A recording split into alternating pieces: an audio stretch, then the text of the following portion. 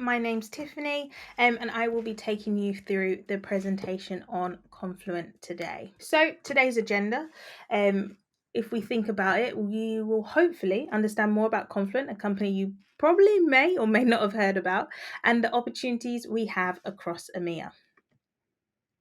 So, as I said, my name's Tiffany George Fontaine. I am the EMEA Early Talent Recruitment Lead.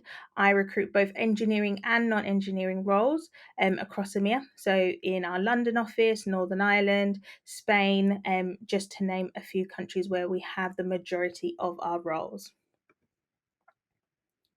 So we're at a real turning point in technology, and it's time I think we think about the broader ecosystem to help you understand where Confluent is in the grand scheme of things.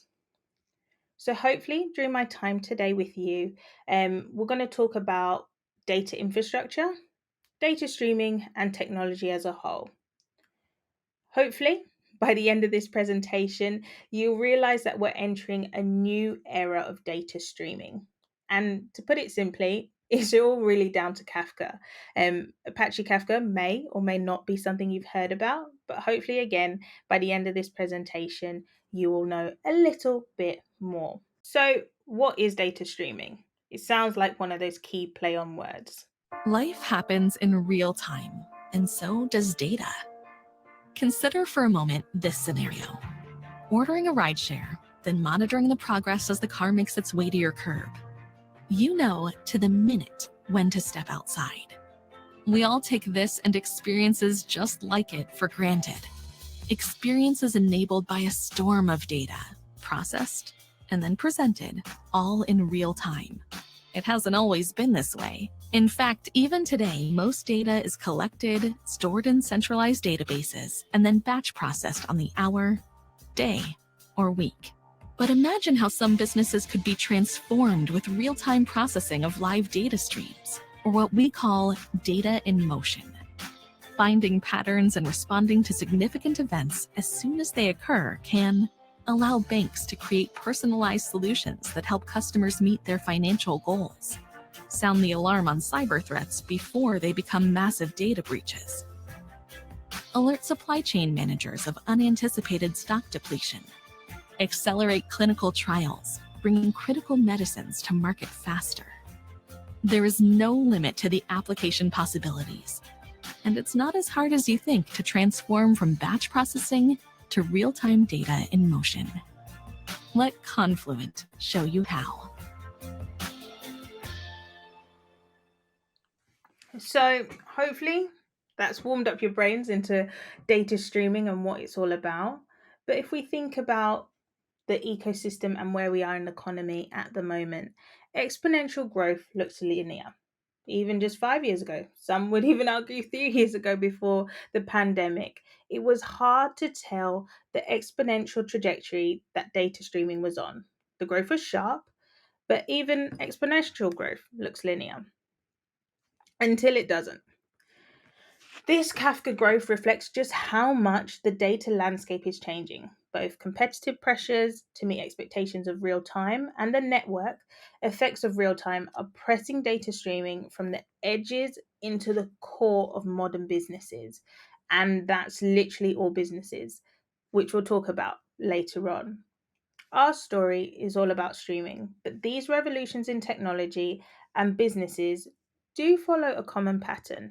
When you have big new tech come on the scene, there's always a big development period that ramps moderately at first and then really jumps all of a sudden. It kind of goes viral. So, this chart is really mirroring our Kafka adoption chart. While we're still driving through the development period, there are signs in the broader ecosystem's development of a march towards the deployment period, and which is why it's a great time to join here at Confluent. Sometimes, though, when you're too close to something, it can be hard to take a step back. But let's take a step back for us to think about how this has been reflected in another way. So, how did we get to the turning point for streaming? So, here we have a screenshot of books, mainframes, and databases. Hopefully, it's easy to see. We have got so much of what we compare to what we've known, which is static data and data at rest. Now, we've come a long way since the first batch of data, which was really a book, making a very long read of information. From there, fast forward, we moved and got mainframes and then later databases. These were all static systems built for data at rest, which is a problem with static systems isn't clear because at the end of the day, reality isn't static. In fact, it means that when we're looking at data streaming, it's an inevitability because as businesses become software and they rely on software to help them make decisions, that software has to act in real time, the same way frontline employees are able to. They need to match this reality as the software does to become more important. So, as we said, data streaming is an inevitability from the point that of market forces and the way companies compete to attract customers and to do so at a profit. This is where data streaming really comes into play. And it's the generalization of batch, meaning that there's not really any use cases out there where you need batch, only the use cases where you need streaming because you need to be able to act in motion just as your customers and clients do. So, this is where we kind of see the same kind of supply and demand dynamic that played out previously and is now being played out in data streaming. On the supply side, we finally have a standard for data streaming with Apache Kafka. Public clouds make streaming easier and help deliver a complete feature set. The stream processing functionality has improved and become richer, and this allows businesses to meet their demand side, meaning they're delivering better experiences and personalizations that customers now not only do want, but they kind of accept. So we've got all this technology. What comes next? The emergence of data streaming is what comes next, and the ecosystem around it as well. So they come in tandem. What I will drive through next is kind of looking at how Confluent plays into that. So, Confluent is a data streaming platform that emerges because of the demands of business. We are a business to business company model, which is why you may or may not have heard about us before. But the likelihood is you've probably used the technology. But I could talk about Confluent as a company, but it's probably better if you hear from the guy who started it all. Hi, my name is Jay Krebs. I'm Confluent's CEO and one of its co-founders. At Confluent, we've pioneered a completely new category of data infrastructure that we call data in motion. At the heart of this movement is an open source technology called Apache Kafka that I, along with Confluent's other founders, created a decade ago while working at LinkedIn. Today, Apache Kafka is one of the most successful open source projects in the world. Over 7% of the Fortune 500 are estimated to have used Kafka. At Confluent, we've built a differentiated cloud-native platform that has set the standard for data in motion and is bringing the full capability of Kafka and its ecosystem to companies all over the world. Since data in motion is an emerging category, I wanted to tell you a bit more about what it is and why it matters. Let me start by stepping back and talking about how it fits into the larger changes in the world of software and data. Across virtually every industry, companies are shifting to a digital-first paradigm where large portions of their business are being defined in software. Everyday customer experiences are being completely reimagined. Requesting a ride through an app is better than calling a cab. Buying online is changing the way we go shopping. And gone are the days of waiting in long lines at your local bank. And this isn't just about the front-end customer interaction. The actual back-end logistics, manufacturing processes, all the other intricate steps of creating and distributing goods and services are increasingly being managed by software too. This is a fundamental change in the role of software in companies. We're moving from a world where software existed in disconnected apps here and there, mainly as a productivity tool around the edges of a company. But in this new world, software increasingly works as a unified system, entrusted with the core aspects of how companies produce products and services and how they interact with customers.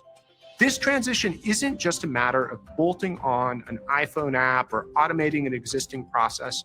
It's an end-to-end reimagining of how a business operates. It requires moving to systems that are fully integrated, start to finish, that are built to power rich digital front-end customer experiences and smart, efficient real-time operations.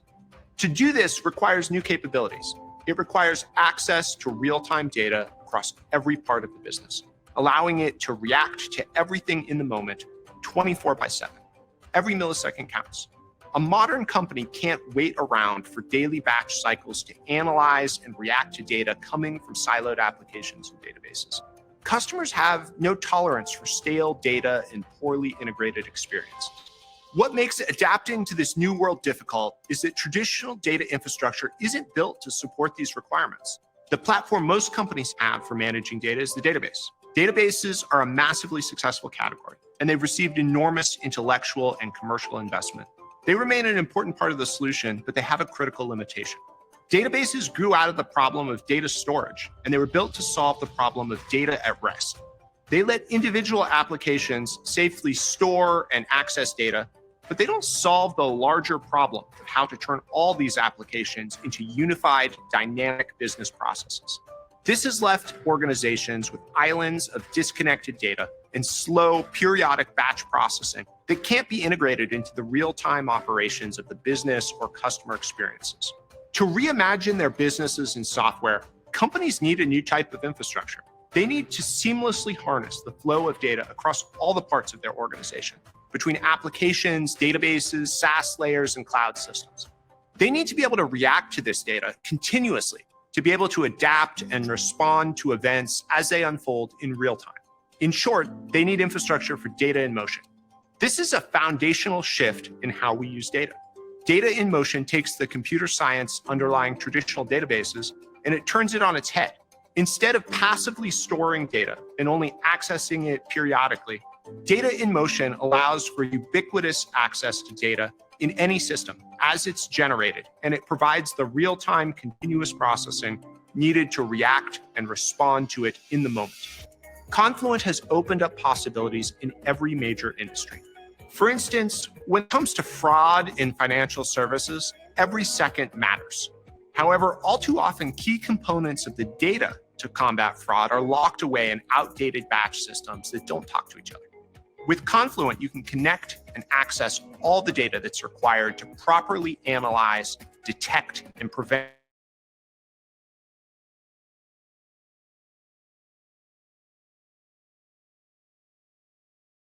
to financial institutions. As companies adopt the service, it takes on a strategic role within the company.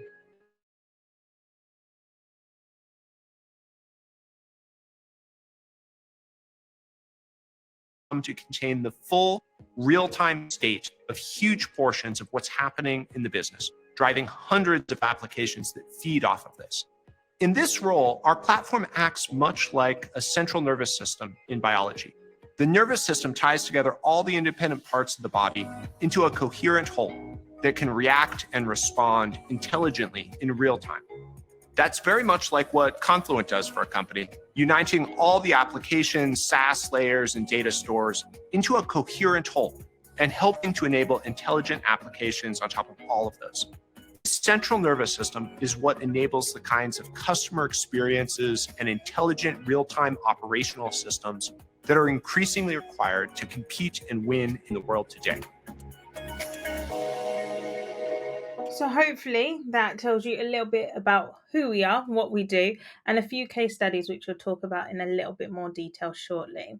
So when we kind of look at data streaming and the use cases, as Jay quite clearly said, but looking at it into a little bit more detail for the whole central nervous system, and we kind of split it up into two different areas: pipelines and applications. So streaming pipelines that get data in the right format, into the right place and in the right time, and streaming applications that react to the data to take action off it. So as you can see, there's a number of different use cases. But what makes Confluent special and the Confluent advantage, as you probably also heard Jay say, Apache Kafka is an open source. It's free, it's available. Anyone who wants to can use it. But what makes Confluent have the advantage is it's cloud native, it's complete, and it's everywhere. So these three key things really do make a change for us. So Again, Apache Kafka has become the de facto standard for data in motion, and 70%, if not more now, of Fortune 500 companies are using Apache Kafka. As you can see from this slide, a lot of different industries such as finance and banking, insurance, travel and retail, technology, everyone in that industry is using it. But when we look a little bit more closer for Confluent, we're the category leader. Again, you can see certain industries, 10 out of 10 are using it, which means that we have probably more than that, the 4,000 customers and counting. Confluent is on a mission to power businesses' innovation in financial services by setting data in motion.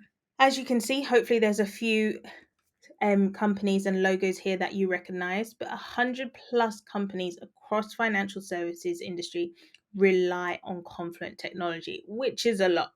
As you can see on this slide, you've got Nationwide, you've got RBC, so Royal Bank of Canada, Citibank, Credit Suisse, just to name a few. So if we look at HSBC, some of you even may bank with HSBC. You have mobile banking, branch banking, phone banking, open banking, many different places, but hopefully you should, due to the technology, have one type of experience. Now, if we think on the flip side, one thing when it comes to financial services is fighting fraud and financial crime. It's popular. Fraud is a huge problem and issue, and it makes the headlines almost every day in many different forms. And fraud attacks come in various forms, especially as technology grows. Once upon a time, crypto scams weren't really a big thing, but gift card fraud was huge. ATM fraud, I'm sure you've seen the videos on different platforms where it looks like a just standard ATM, but actually it's a fake one on top, or there's a camera reading your PIN as you go through. The impact of fraud goes beyond just financial losses, not for the customer and individual, but also for the wider company and their kind of reputation as well. So we've talked about Confluent, we've talked about us as a company, we've looked at use cases and the problems that Confluent as a company can solve. But how can you get involved? How can you join us? We are growing fast and consistently. We are growing and developing, and we have a number of different opportunities. We have a graduate placement scheme, internships, placement years, so loads of different opportunities depending at which stage you are in your career. Obviously, being the type of company we are, our engineering team is one of the biggest that we recruit into. So Kafka obviously being a huge part of that. We acquired Flink earlier this year, so that's another technology which we are growing and developing, as well as cloud manageability, and then developer infrastructure. So we have both front end and back end roles, both at internship level and graduate scheme. But you don't need to have done a computer science degree or mathematics and physics, and go into one of our engineering teams. We also have our non engineering teams. So we have our field ops sales. So if you've heard anyone who's been an SDR, so a sales development representative, you can go into one of those teams. We also this year have a marketing intern based in our London office. But again, because of the type of company we are remote first. We also do have opportunities in our finance team, legal team, as well as what we call our people team, what you may commonly know as our HR team. So, you know what opportunities are available, but let's think about how you go ahead and apply. So, your top CV tips. So, you have contact information, work experience, and proofread and personalize are the three key areas I'm going to look at today. So, for contact information, list your contact information clearly. So that whether it's myself or someone else in my team who wants to contact you, whether that be by phone or email, we can get that information really easily. A lot of application tracking systems, so when you apply onto a company's website, will automatically extract that data and put it into our systems as well. So make sure that's clear. When it comes to uni addresses and emails, please make them professional. You'll be surprised the amount of emails I get, which are not necessarily professional and with people's names. I know it gets harder and harder. And with your uni address, especially when you're getting up to that offer stage, make sure it's a permanent address that you have if you can, instead of a temporary address, because otherwise you may miss out. I've had candidates who get to the offer stage, we're sending their laptop and it goes to their uni address instead of their permanent address. When it comes to stuff such as marital status, sexual orientation, it's unnecessary. You don't need to put it on your CV. And for a company like Confluent, driving status, completely irrelevant. We don't really care if you can drive or not. However, depends on the type of company you're applying for. If you are applying for, say, a real estate company, that might be a little bit more relevant to include. Then looking at work experience, make sure you're specific, include the dates, highlight what your actions and contributions were. Even if, say, for example, you were working in a particular industry and you didn't like it. So maybe you were working in the insurance or consulting and you were like, you know what, I did that work experience, I did that internship over the summer and I realized this isn't for me. I actually realized I prefer using these skills, or I developed these skills. And finally, proofread and personalize. Make sure you've got great grammar in your CVs. Ask a friend or a family member to check it over for you. Also, I always advise to use a PDF format rather than Word or Pages, just because some recruiter systems doesn't accept it. And if it does become corrupted, you then delay your application going through the process of being reviewed, because the recruiter has to contact you. You have to send them an alternative when you could already be going through the interview process.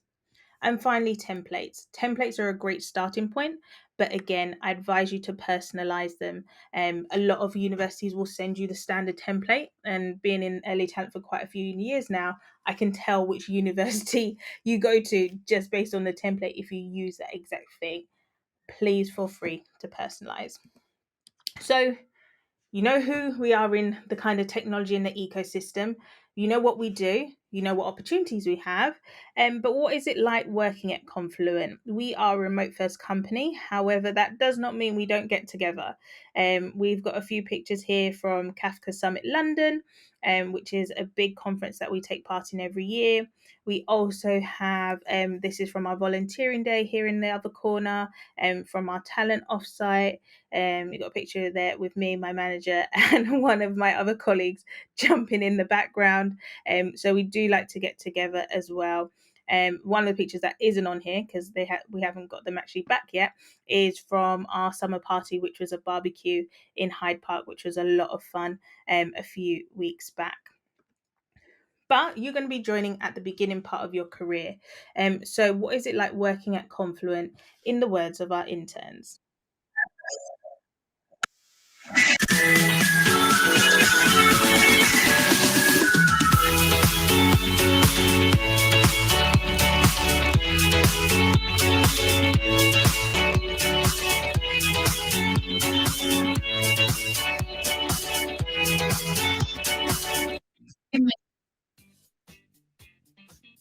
My name is Aparna Rajesh. Hi, my name is Praj Vidula. Hi, my name is Arseni Kuzwai. Hi, my name is Garrett Ramirez. My name is Ken. Hi, my name is Joy Q. Anthony Huerta. Hi, my name is Rupam Liu. Hi, my name is Varun Shah. Hi, my name is Kaushik Toda. My name is Bhagyashree Kamampati. My name is Scott Grimm. Hi, my name is Michael Simon. Innovative. Connected. Engineer focused. Dynamic. Ambitious. Exciting. Innovative. Kafka. Great technology. Innovative. Unique. Ambitious company. Exciting. Innovative. Accomplished. So thank you so much for listening, and please feel free to connect with me on LinkedIn and hopefully apply.